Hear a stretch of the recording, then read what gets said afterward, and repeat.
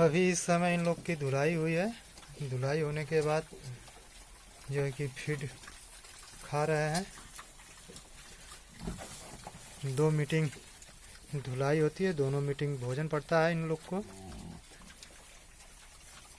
Proper feed पे हैं ये जानवर।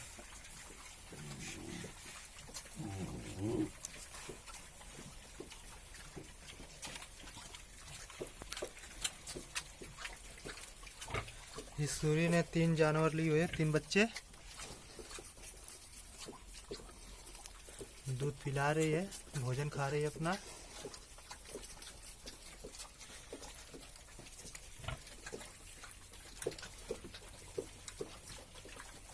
और ये भी 3 सुअरी हैं जो फीड खा रही हैं।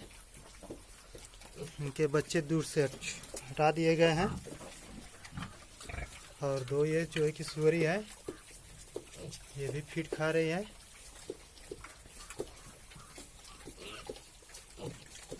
इनका भी जो है कि बच्चे हट चुके हैं। बीनिंग होने के बाद बच्चे यहाँ पे हैं। ये भी फीड खा रहे हैं।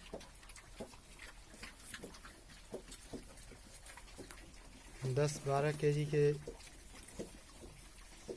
आसपास हैं।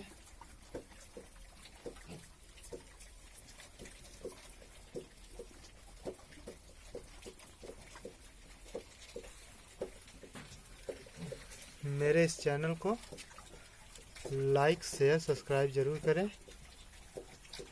धन्यवाद।